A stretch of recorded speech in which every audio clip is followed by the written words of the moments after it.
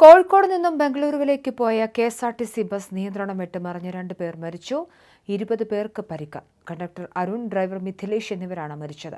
Bengaluru Mysuru express വേയിൽ ബിഡദിക്ക് സമീപമാണ് അപകടം. കോഴിക്കോട് നിന്നും ബംഗളൂരുവിലേക്ക് വരികയായിരുന്ന ഡീലക്സ് ബസ്സാണ് ഇന്ന് രാവിലെ അപകടത്തിൽപ്പെട്ടത്. അപകടത്തിൽ 4 യാത്രക്കാർക്ക് ഗുരുതരമായി പരിക്കേറ്റിട്ടുണ്ട്. റോഡിന് നടുവിലെ സൈൻ ബോർഡിൽ ഇടിച്ചാണ് ബസ് മറിഞ്ഞത്. രാവിലെ 6:45 അപകടം. ഇടിയുടെ ആഘാതത്തിൽ ബസ് തലകീഴായി മറിഞ്ഞു. അപകടത്തിൽ നിരവധി പേർക്ക് പരിക്കേൽക്കുകയും ചെയ്തു. അപകട വിവരം അറിഞ്ഞ് സ്ഥലത്തെത്തിയ പോലീസും പ്രാദേശികവാസികളും ചേർന്നാണ് രക്ഷാപ്രവർത്തനം നടത്തിയത്. ഇടിയുടെ ആഘാതത്തിൽ വാഹനം പൂർണ്ണമായും തകർന്ന നിലയിലാണ്. പരിക്കേറ്റവരിൽ ചിലരുടെ നില ഗുരുതരമാണ്. മൈസൂർ ബംഗളൂരു എക്സ്പ്രസ് ഹൈവേയിൽ നിയന്ത്രണം വിട്ട് സൂചനാ ബോർഡിൽ ഇടിച്ച് ബസ് മറിയുകയായിരുന്നെന്നാണ് വിവരം. പരിക്കേറ്റവരെ ഉടൻ തന്നെ അടുത്തുള്ള ആശുപത്രിയിൽ പ്രവേശിപ്പിച്ചു. അപകടത്തിന്റെ കാരണം വ്യക്തമല്ല. സംഭവസ്ഥലത്ത് രക്ഷാപ്രവർത്തനം പുരോഗമിക്കുന്നുണ്ട്.